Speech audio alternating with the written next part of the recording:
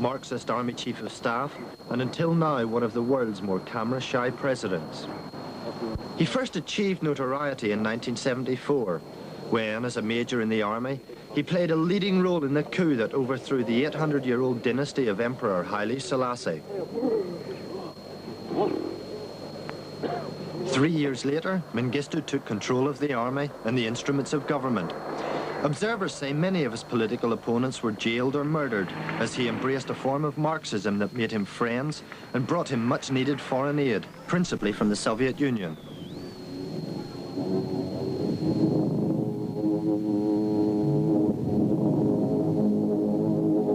With the new ideology in place and the army in control, Mengistu courted support from other revolutionaries. He found allies in the likes of Fidel Castro and played host to Libya's Colonel Gaddafi. But he needed more than just revolutionary solidarity. With a mounting foreign debt, Mengistu turned to the Soviets for help.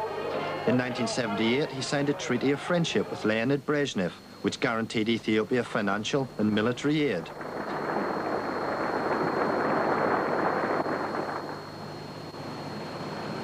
But with President Gorbachev, everything has changed. He has said he will cut military aid by the end of this year. Mengistu has declared his support for capitalism and democracy.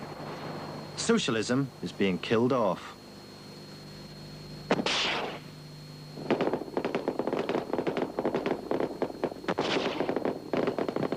But a change in political direction has done nothing to bring about peace in the 30-year-old civil war.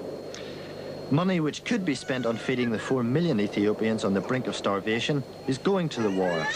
The second poorest country in the world spends 65% of its budget on its army. Even greater sacrifices are now being called for. The war is at a turning point, and the country's main backer is about to pull out. Since the beginning of this year, the Eritrean separatists in the north have been scoring major victories over Mengistu. But has the high casualty rate and the crippling cost had any effect on him? How long are you willing to send young Ethiopians, the future of this country, to the war in the north to be killed or maimed? In the first place, it is not our wish to send even a single individual to the north. And we don't want the war either. We did not start it. We have inherited a very noble value from our forefathers, and that is the national identity of the country. So if there is a challenge against this supreme value, we have no alternative but to defend ourselves. The province of Eritrea stretches along the entire Red Sea coast, and without it, Ethiopia would be landlocked. The key port of Massawa was taken by the rebels in February, a major loss that also marked the end of a 9-month ceasefire. In the fighting that followed, thousands died. The Ethiopian army says 3,000 were killed. The rebels claim 10 times that number. Mengistu says he's not prepared to make any concessions on Ethiopian unity, whatever the price. There is no authority in Ethiopia, no leadership most certainly, which has the mandate to allow the emergence of an independent state carved off from Ethiopia. Whatever their sacrifice, we are ready to pay. Even if it means another 30 years of war? Even if it continues for 100 years. Are we to sign away the fate of our country? Is this generation, which is fully committed to the establishment of a just, democratic, and united Ethiopia, to sit over the disintegration of a country whose existence has been defended for millennia against all kinds of regional expansionists and European colonialists?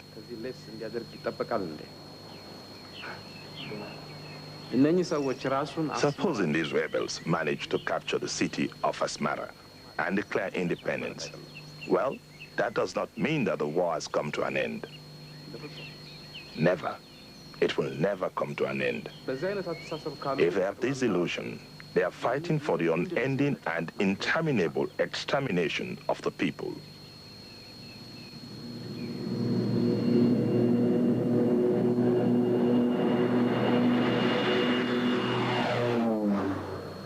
I travelled to Asmara, the Eritrean capital, a garrison town still in government control, but surrounded by enemy troops. 120,000 government troops, almost the entire Second Army, are stationed here. The field hospital at Asmara bears testimony to the human cost of a war which Mengistu has never allowed television cameras to film. The hospital has 2,000 beds. Most of these troops have gunshot wounds. More serious cases go to another hospital 5 miles away. I was shown around by the Army's senior surgeon, Brigadier General Gaga Oljo. He's been on the front line for the past 7 years.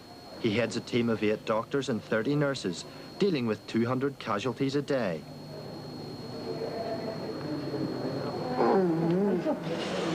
This man is typical of the patients here. He was wounded 17 days ago during an offensive to retake Massawa.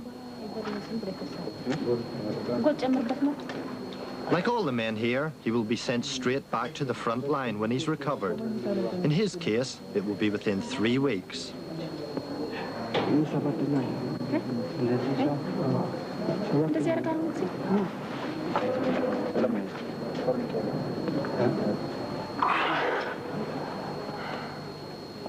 President Mengistu's Second Revolutionary Army is one of the largest in Africa. It's led by Major General Wubshit Desi. From the day the fighting started, we lost 3,000 dead. You plan to retake Massawa? Oh yes, it's our mission because there is no choice. Without Massawa, it's very difficult even to sustain the unity of the country. The loss of Massawa cut off the vital supply line which brought food aid to the starving in Eritrea and Tigray. Now it's having to be brought in through the much smaller port of Assab. The distances are greater and the journey time has trebled.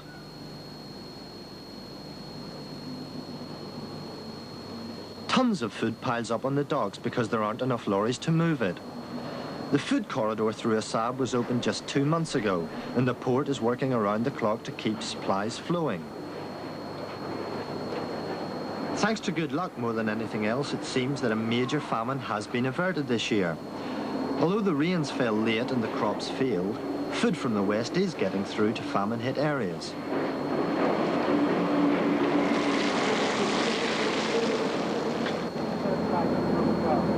I travelled to Dessie in the heart of Ethiopia to watch the food being distributed through both rebel and government-held territory.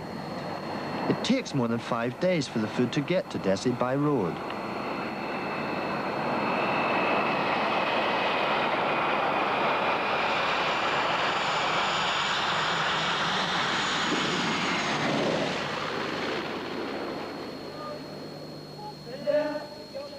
Once the food reaches Dessie, it's loaded onto trucks run by the Joint Relief Partnership.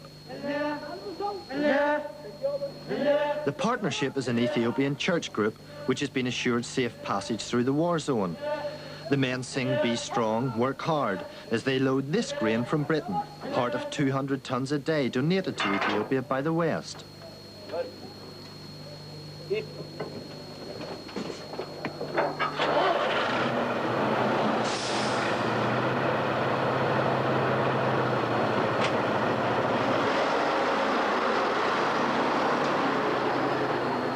It will be another 6 days before this truck arrives at its final destination.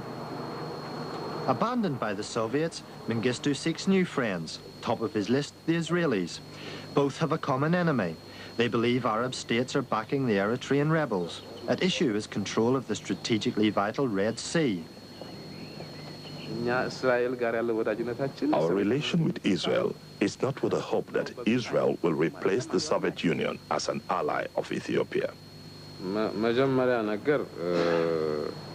I do not expect that a treaty of friendship and cooperation between us and the Soviet Union would come to an end. And I do not believe that the government of the Soviet Union will do this. Is Israel helping in the development of your arms industry? Our relation with Israel is not a military relationship.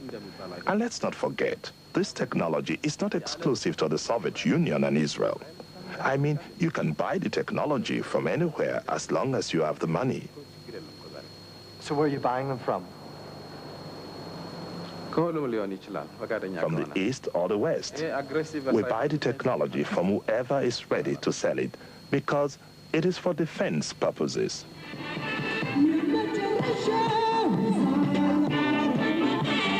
These men from the 44 and 46 Brigade are Mengistu's crack troops.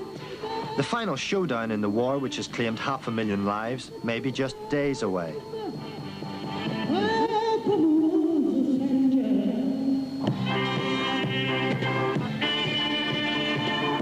The rebels are boasting they will soon control Asmara.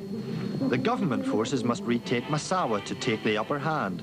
And as the fighting escalates, new supplies will be vital. Most of the equipment that we've seen here today is made in the Soviet Union. They have said that this year they will end their agreement to send military and financial aid to Ethiopia. How is that going to affect you? Well, for the present we have equipment enough to fight. For the future, well, probably this is not my status to answer. But it will be a severe blow when that line... If it continues, yeah, it's very, very difficult.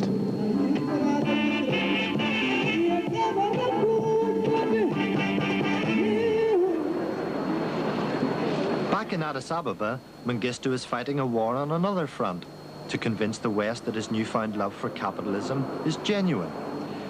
Africa's biggest street market is a test bed for capitalism Mengistu style. 3 months ago, the prices of produce from the deeply unpopular collective farms were fixed by the government. Today, government price controls have gone.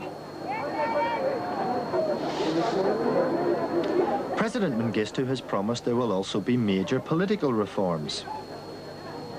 Will you allow parties with opposing views to yours to operate freely within the country? We're party, the Ethiopian People's Democratic Unity Party, and as such, we cannot decide, have no mandate on the making of other parties in our country. If it is in the interest of the unity of the people, there is no reason why other parties should not come to existence in this country. We decide on our future order as a party, and it is not our intention to retain the monopoly of power, to be the only party. But it is the people, through the National Parliament, Shengo, who will decide whether or not there will be other parties in Ethiopia. But as far as we are concerned, we will be willing to work with other parties here. So perhaps within 2 years we could see a multi-party democracy with candidates with opposing views to yours standing for election? Yes, it is quite possible, so long as the National Shengo decides yes.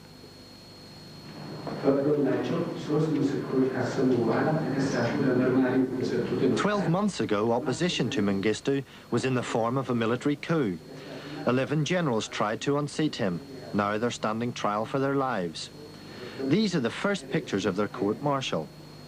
Their open and fair trial helps make Mengistu's case to the world that the rule of law, and not the gun, now reigns in Ethiopia. It's alleged that you killed 12,000 people to gain power and retain power. Is that true? Of course, this is absurd. I mean, in the first place, it is not in my nature to kill even an insect or a small living thing, let alone human beings. If anyone perished during the planting of the revolution, it was certainly not on my orders. I did not single out any individual to be killed. This outrages my sense of humanity. How is it imaginable that I ordered the annihilation of 12,000 people? You have very kindly offered to show us the conditions in which political prisoners are kept. Would you extend that invitation to representatives of Amnesty International? We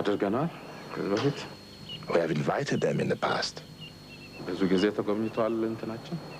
They have come and visited our prison system, And I renew this invitation anytime. We have nothing to hide. The country's most famous political prisoners now live modestly on the outskirts of Addis Ababa. These 11 members of Haile Selassie's royal dynasty have served a total of 152 years in Mengistu's jails. They've been released over the past 24 months, but are still not allowed to travel abroad. Could each of you just tell me how long you've been in prison? 15 years. 14 years. 14 years. 14 years. 14 years. 15 years. For 14 years. 14 years. For 9 years. For 15 years. 14 years. 78-year-old Princess Tanana is Haile Selassie's daughter. We were taken from our house and taken to another house in the name of Ethiopian Tutgam. We were put under house arrest. You spent 14 years in prison. Were you ever brought before a court? No.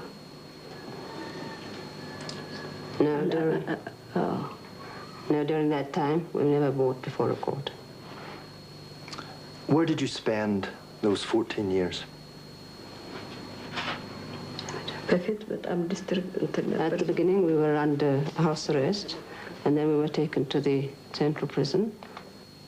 33-year-old Prince Bedi Makone has been in jail since he was 18. Were you treated well? Well, in a way. Yeah. Were you with any other prisoners apart from your family? Yeah, there were prisoners in Alambakai. And were you able to associate with them?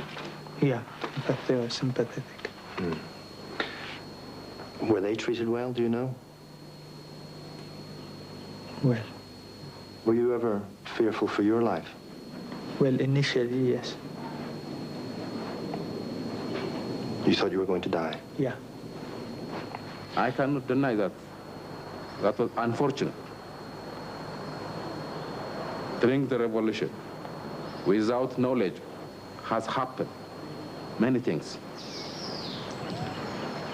which are not really can make us happy. This is not peculiar for only Ethiopia. This happened through centuries in many countries. I can mention many. But it's one-time phenomena. I invite everyone to come and see the true nature of this country and what's going on around. That can be the only instrument to know about us or to trust us. The problem is not the leadership or our brutality. The problem is lack of peace. The all-important test for Mengistu should be his willingness to open negotiations to end the civil war. Without such a move, Mengistu's appeal to the West for help is likely to fall on deaf ears. The ending of the Cold War has raised the hope that local conflicts can be resolved. But in the Horn of Africa, the Soviet withdrawal has done nothing to dampen its vicious indigenous struggles. Catastrophic wars are tearing apart Sudan, Ethiopia and Somalia. There are more than 2 million refugees in the region, and in Ethiopia, some 4 million people are on the brink of famine once again. An urgent international conference in Cairo was convened this week behind closed doors to discuss the crisis in the Horn. Richard Dowden, Africa editor of the Independent newspaper, was among the delegates.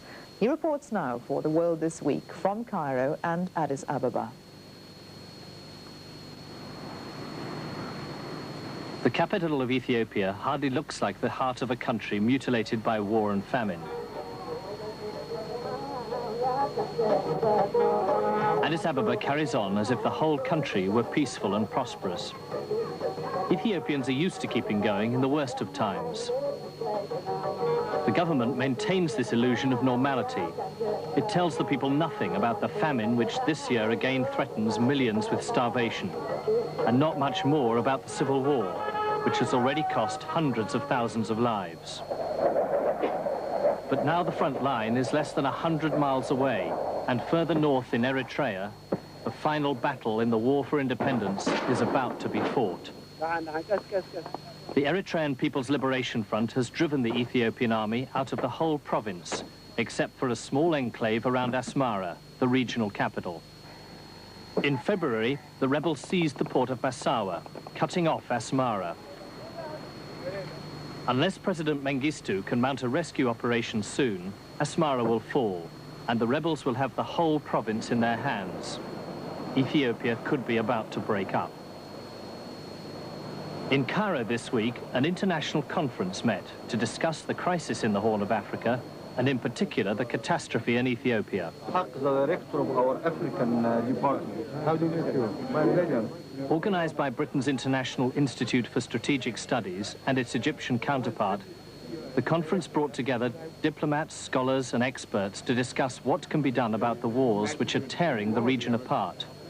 British Ambassador, thank you very much. Thank you so much. Thank you.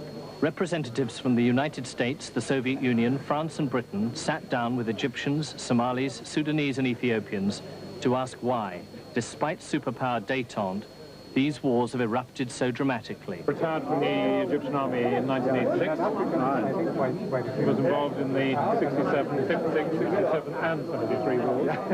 As Egyptian, and this is my own view, we are looking forward for our national security.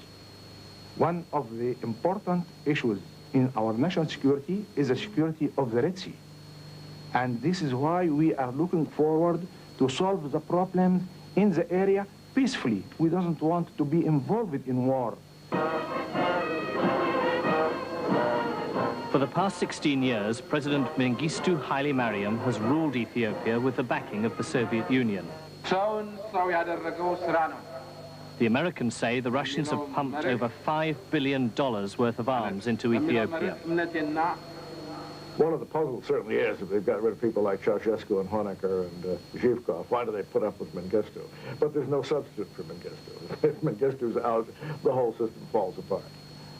Both superpowers sought allies in the region to give them military bases to back up their operations in the Middle East and in the Indian Ocean. To match Soviet bases on the Dahlak Islands off Ethiopia, the United States supported President Siad Barre in Somalia to obtain facilities at Berbera, on Somalia's northern coast. In exchange for the bases, Ethiopia took both guns and ideology from the Soviet Union, and its government adopted the Soviet model to try and develop the country.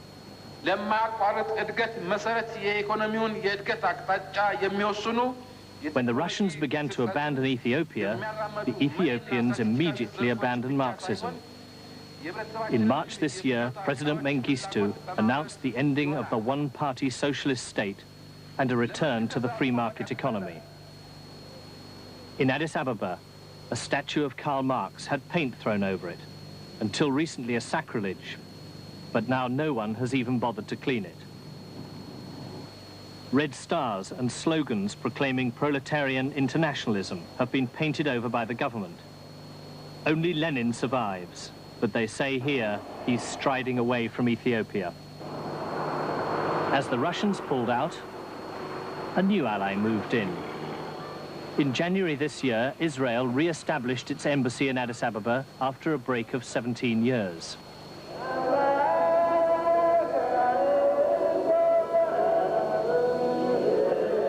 The relationship between Ethiopia and Israel goes back a long way.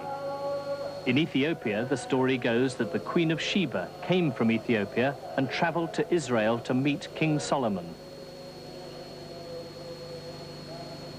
She became pregnant by him, and their son was the first in the dynasty of monarchs, which was to last until the Emperor Haile Selassie was deposed in 1974. Whatever the truth behind this myth, there are a group of Ethiopians who still follow Judaism, known in Ethiopia as the Falashas. The Israelis are offering to give them a home in Israel, and recently thousands of them have turned up at the Israeli embassy to seek a passage to their new homeland.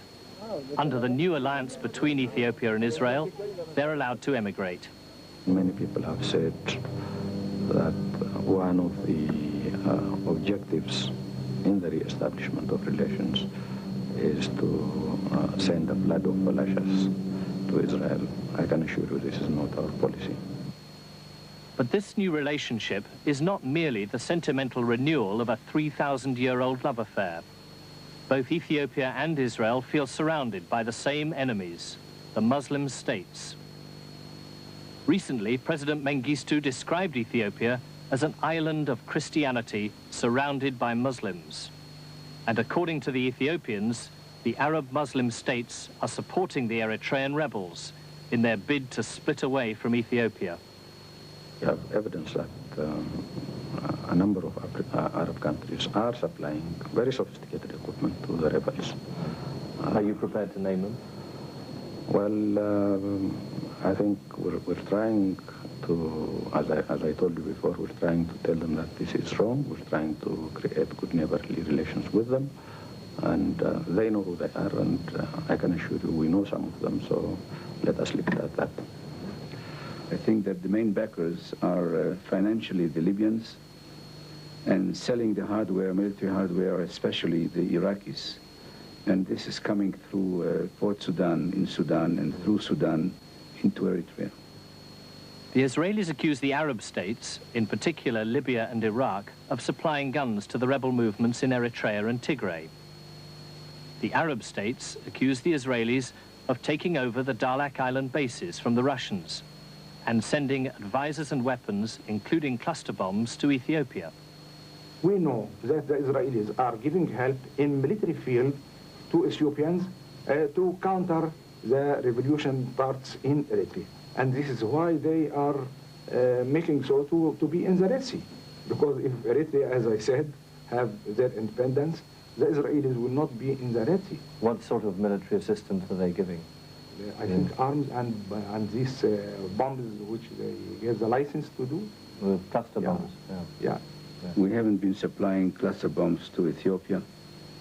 If they have any cluster bombs, we think that they can buy it on the world market from countries which are producing such bombs. What about other sorts of weapons? Well, we have been supplying a small quantity of light weapons, and that's all. What about the suggestion that Arab states are providing help for the Eritreans? Do you think that's true? Not a lot of them are giving help. And if they are giving help, it will not be compared by the help given by the Israelis to Ethiopia or by Soviet Union or by United States to Ethiopia itself. It will not be compared like that. We don't have any Israeli advisor, military advisors or otherwise in Ethiopia. We don't have any military bases in Ethiopia.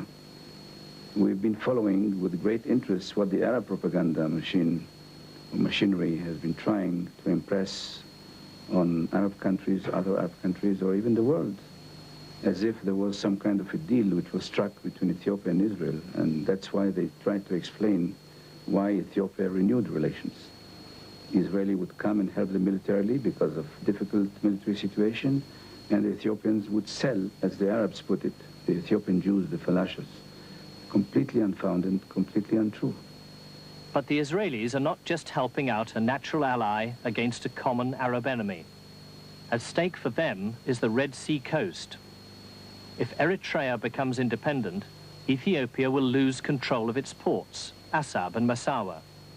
The Eritreans are divided about half and half between Muslim and Christian, but Israel fears that an independent Eritrea could be dominated by its Arab backers.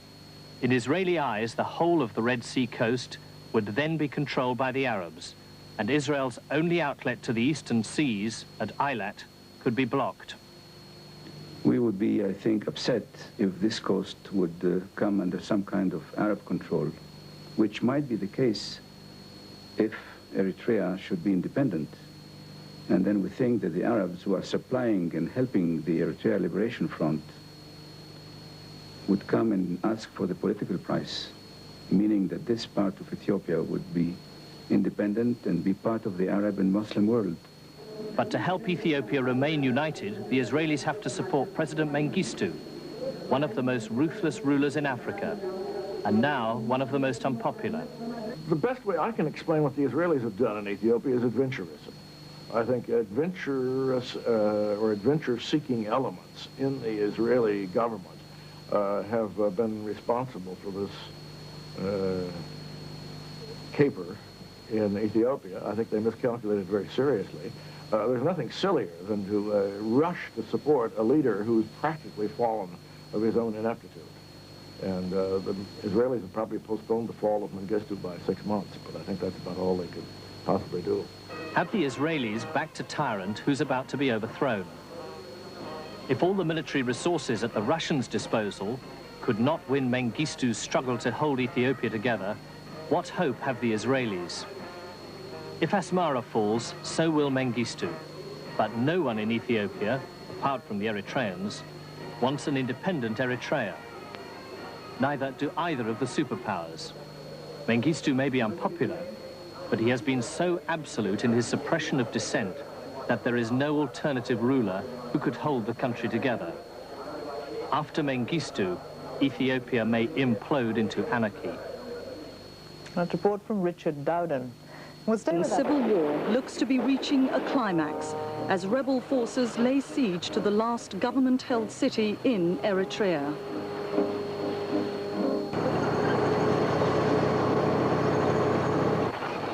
The EPLF knows the war has reached a critical point. Right now, they are preparing for what they believe will be the last great battle, the capture of the capital, Asmara. The city is already surrounded, almost under siege.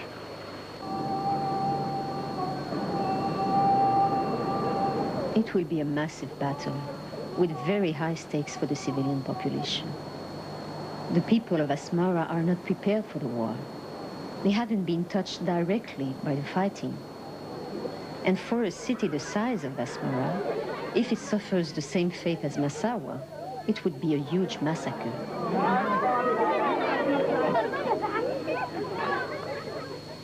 And I don't think the central government can handle it anymore, unless and otherwise they start negotiation very soon, peacefully if they want to settle it. Do you think there's a will for that? I think they have no other alternative now. The war is almost being over now. What I think is in Asmara, I don't think that they can last even another 2 to 3 months, I think. Because how could they get the supply? Supply from the air. They cannot, even big army like United States cannot afford. So I think it's almost on the verge of collapse. On an Ethiopian military base, we saw a solitary tree. As we approach, we discover several ammunition boxes under the tree. And in those boxes, there were hundreds of skulls and bones. We could tell by the boots that they must have been Ethiopian soldiers. And it was so strange in the middle of this drought area, under this tree, which normally is a symbol of life, to find all this death, all this culture of death.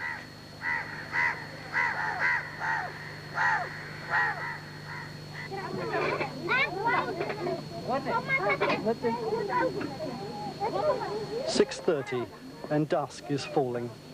The planes will not return until daybreak.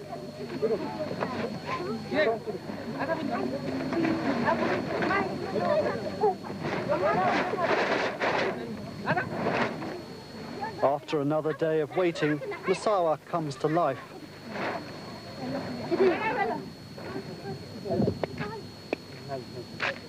At night, the city truly belongs to the Eritreans.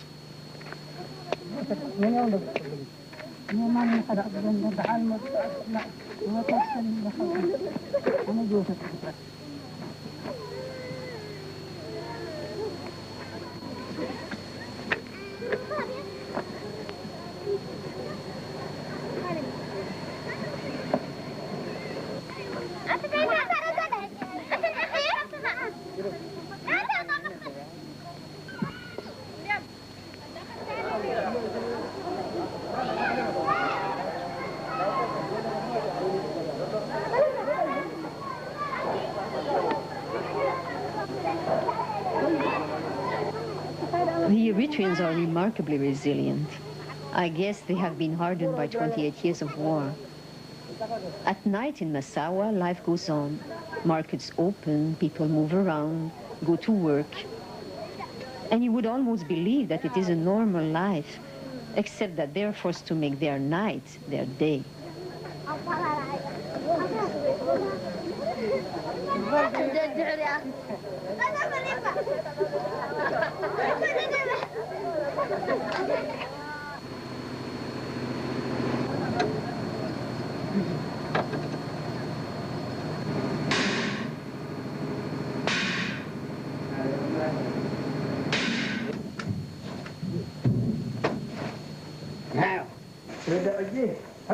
Almost everyone now in Massawa depends on food aid.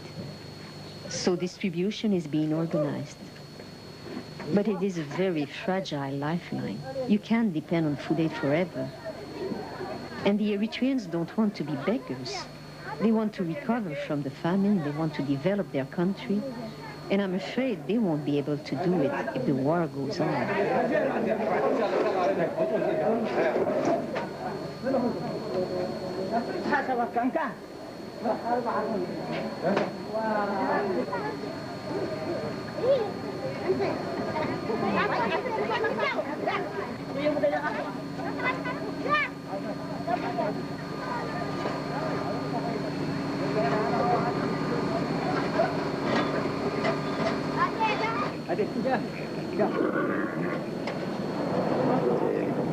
بص الحلوه اللي من عليه كده كده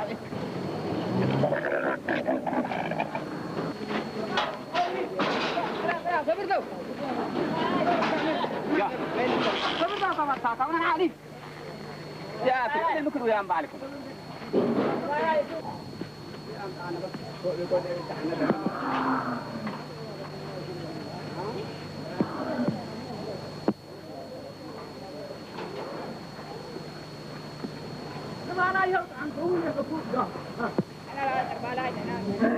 I just want to tell Ethiopian government to stop the war as soon as possible.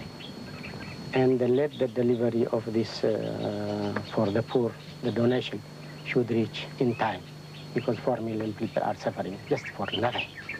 This has to be taken immediate action. And I think there should be pressure from those powers from outside. Having great powers like the United States, Soviet Union, and the other powers, they should press the Ethiopian government so that there should be peace. Because we are just suffering for nothing. 28 years they are fighting for this miserable life. And we don't know the reason. And I don't know the reason why I was fighting.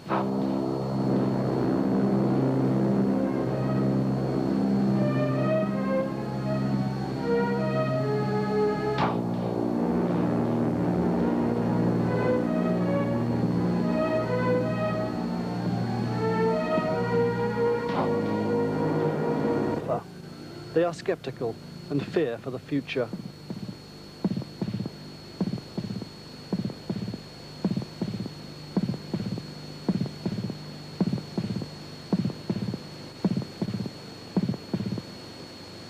I'm afraid even worse things will happen.